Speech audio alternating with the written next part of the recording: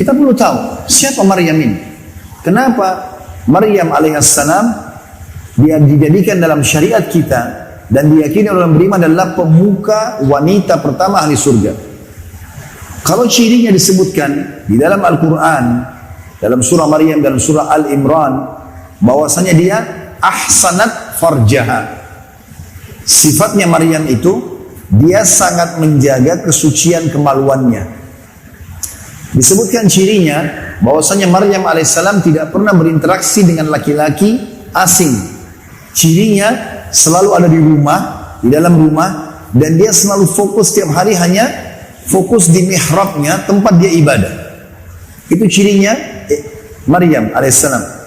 Dan saking taatnya kepada Allah, tiap hari setelah bangun tidur, dia mandi, dia pakaian yang bersih, lalu dia beribadah kepada Allah. Itu aja kerjanya dari pagi sampai malam, setiap hari begitu. Karena mulianya dia, tidak pernah interaksi dengan laki-laki yang bukan mahramnya, maka Allah menurunkan di dalam rumahnya Maryam, di kamarnya, makanan dari surga. Allah menjelaskan itu dalam Al-Quran, bahwasanya waktu Nabi Zakaria alaihissalam yang merupakan paman daripada Maryam ini, itu menanyakan kepada Maryam waktu masuk ke mihrabnya, ada makanan buah-buahan. Dan waktu itu di Palestina, buah-buah ini nggak ada di Palestina. Allah jelaskan, Zakaria mengatakan, "Anna laki hada?" Dari mana kau dapatkan ini hai Maryam? Qalat huwa min indillah, inna Allah yarzuqu ma yasha'u bighairi hisab. Kata Maryam, ini dari sisi Allah. Allah memberikan rezeki siapapun yang dia inginkan tanpa hisab. Kata ulama, karena Maryam betul-betul menjaga hubungannya dengan Allah, sampai-sampai karena menjaga kesuciannya tidak mau interaksi sama laki-laki yang bukan mahramnya. Jadi kalau Maryam keluar dari rumahnya itu jadi bahan perhatian orang-orang karena tidak pernah interaksi dengan orang. Dan ini juga yang Allah sebutkan tentang ciri bidadari di surga.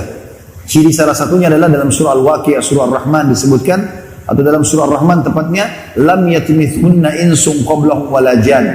Mereka tidak pernah disentuh oleh laki-laki jin ataupun laki-laki dari manusia. Jadi mereka tidak pernah disentuh sama sekali. Allah ciptakan utuh, yang menyentuhnya nanti suaminya ahli surga. Gara-gara kebaikan ini, kemuliaan ini, Allah subhanahu wa ta'ala tiupkan ruh Nabi Isa di rahimnya. Dan Allah subhanahu wa ta'ala menjadikan Isa alaihissalam manusia tanpa sperma. Tanpa sperma. Jadi betul-betul Maryam tidak pernah disentuh oleh laki-laki. Allah SWT sucikan dia sekalian sampai dia meninggal alaihissalam tidak pernah disentuh oleh laki-laki. Tidak ada suaminya gitu. Tapi ini ciri khasnya Maryam. Yang kita ambil pelajaran adalah tidak pernahnya berinteraksi kepada orang-orang yang telah Allah haramkan. Itu yang menyebabkan dia menjadi pemimpin di surga. Dan subhanallah, di alam kita pun yang hidup ini tidak ada laki-laki yang akan menikahi seorang wanita dan diketahui wanita tersebut tidak pernah mengenal laki-laki yang bukan mahramnya, maka dia tidak akan ragu untuk menikahinya. Beda kalau misalnya orang ini punya sejarah yang tidak baik sebelumnya, maka mungkin dia punya pertimbangan-pertimbangan dalam mengambil keputusan. Walaupun setelah orang taubat itu hak kita untuk bisa menilai kebaikan dia setelah taubat. Tapi kita bicara sekarang tentang kedudukan Maryam alaihissalam. Makanya Allah memastikan rahimnya Maryam suci. Dilahirkanlah juga laki-laki yang suci. Teman-teman bisa baca dalam surah Maryam, khusus Allah sebutkan dalam surah Maryam, itu kalau tidak salah dimulai ayat ke-11 sampai ayat ke-20 sekian. Ya. Itu menjelaskan tentang prosesi Maryam, bagaimana dia hamil, dengan cara Jibril AS datang, kemudian meniupkan ruh di rahimnya, lalu kemudian melahirkanlah dia. Dan saking tidak pernahnya dia interaksi sama orang-orang, sampai waktu dia keluar dalam kondisi perutnya pun besar, dia takut jangan sampai orang menilai dia berzina karena dia hamil. Maka Allah subhanahu wa ta'ala menjelaskan dalam surah Maryam, disuruh Jibril mengatakan kepada Maryam, kalau kau lihat orang-orang, bilang kau sedang berpuasa untuk Allah, jadi saya tidak mau menjawab siapapun hari ini. Sampai dia melahirkan, dia bawa bayinya, orang-orang di negerinya semua bertanya, wahai Maryam, dari mana kau bisa seperti ini?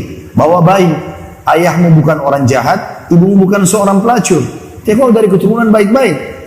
Ayahnya Maryam namanya Imran. Kalau teman-teman baca surah nomor 3 dalam Al-Quran, surah Al-Imran, Al artinya keluarga, Imran ayahnya Maryam alaihissalam, dari keluarga yang baik-baik. Ibunya juga orang baik sekali, gitu kan? Orang yang soleh dan soleha. Maka dari mana kau bisa dapat bayi ini? Maka Maryam disuruh oleh Allah SWT oleh Jibril, tunjuk bayi itu, suruh dia bicara. Maka bicaralah Isa alaihissalam dalam buayan. Ini yang membuat Maryam alaihissalam menjadi pemuka, pemimpin wanita di surga. Karena dia menjaga kehormatannya. Ingat saudariku muslimah, kapan Anda menjaga hubungan dengan baik,